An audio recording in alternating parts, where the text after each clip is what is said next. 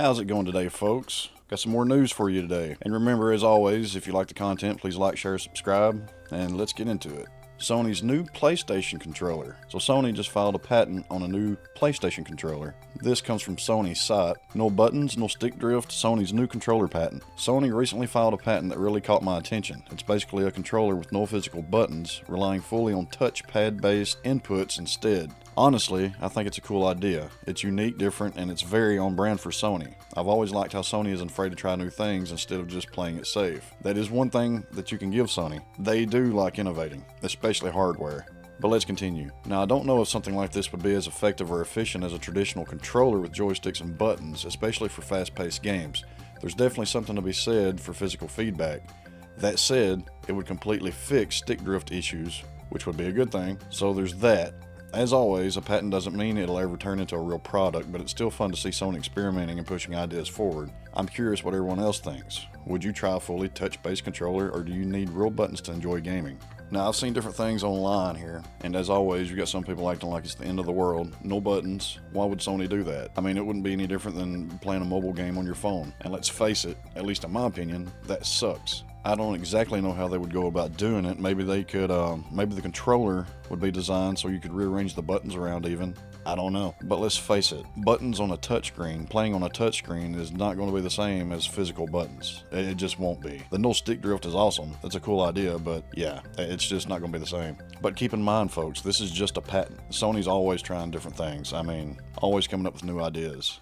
And like I said previously, that's one thing that you can give Sony. They do like innovating with their hardware. In all honesty, that was one thing that I liked this generation between the PS5 and the Xbox Series. Sony felt like they had done something different from the previous generation, whereas, no offense, but Xbox, it honestly didn't feel too different than an Xbox One. I mean, you had pretty much the same controller, maybe slight differences, but even the homepage, when they updated it when the series came out, they also updated it for the One. Because I had a 1X at the time. And then after playing it for a while, I upgraded to the series, and it was the exact same thing, and nothing really felt fresh about it, to be honest with you. Yeah, it had better hardware specs, but as far as like the UI and stuff, it felt like the same old same, at least to me. Whereas Sony, they had this brand new controller. The console looked completely different. They had this brand new controller with the haptic feedback and the triggers that fought you differently depending on what type of, like if it was a shooter, what type of gun you were using. You might have more pullback force on one gun than another, or if you were jumping, or if you were using, I don't know, booster jets or something, they were able to give you feedback through the trigger button. You could also pull the side plates off of the console itself and interchange them out with different ones, aftermarket ones. I mean, it was pretty cool. So they're always innovating. So, I mean, just because they filed a patent doesn't mean that they're going to come out with it. So I don't think people should be just going crazy over this. And it could be. That could be what the PS6 comes out with. Who knows? But as of right now, they just filed a patent, guys. I mean, how many people remember this? The Boomerang. Y'all remember the Boomerang controller for the PS3? Before it first came out, they were talking about this Boomerang controller. Do y'all remember it? A lot of people were getting in an uproar about that. I remember when I first saw it. I think it was in Game Informer magazine. I saw this, I'm like, what the crap? I mean, to me, it don't even look comfortable. But, I mean, who knows? It could be the most comfortable controller in the world. But a lot of people were arguing over that at the time, and they ended up not even going with that design. But that was supposed to originally ship with the console and before they scrapped the idea. So I mean, anything can happen. And then there's this, the real reason the PlayStation Network went down. This is from Glitchwire. PlayStation Network goes down worldwide as AWS outage cascades across gaming services. PlayStation Network went dark for millions of players on Friday as an Amazon Web Services disruption cascaded across Sony's gaming infrastructure, leaving users unable to sign in,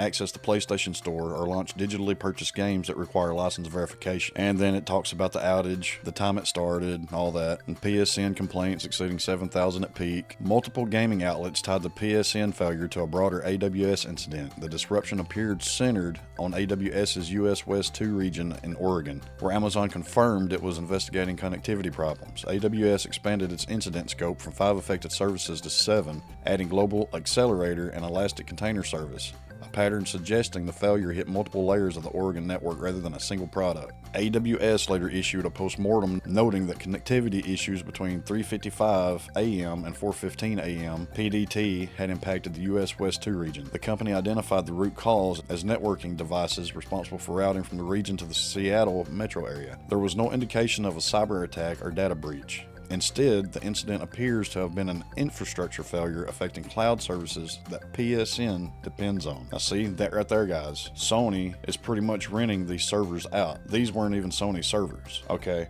Now, we're going to go to an all-digital to where internet is relied upon all the time for check-ins and everything else and to play online, but they're not even fully using their own servers. I mean, to me, that seems like a lot of back doors open that could be hacked or what have you. But in Sony's defense, I'm pretty sure that most, if not all, gaming companies do this exact same thing. All the servers are not their own. So this wasn't even a PlayStation or Sony problem. This was an Amazon problem. But it just makes you think, you know, that we will be relying on them, Sony. The gamers will be relying on Sony to be able to access their games, and Sony will be relying on other services like Amazon and all these other companies that host these servers for them. I don't know, it just seems like a lot of weak spots, but I'll be the first to admit I'm not the most knowledgeable on all this. But for the people that think that all these gaming companies use their own servers, like when you hop on your PlayStation or maybe even your Xbox or whatever, you're on their owned servers, so if something happens, they'll be able to fix it or they'll get to the root of it. That's not always the case. A lot of times, those companies are relying on other companies. But to play devil's advocate, like I said, this isn't just a Sony issue, but it really does make you think. But as always, if you like the content, please subscribe to the channel, like, share, all that good stuff, and please let me know your thoughts in the comments below. How do you feel about the new controller design patent, and what do you think about gaming companies using rented out servers? And as always, I hope everyone has a great day, or not, and until next time, take it easy.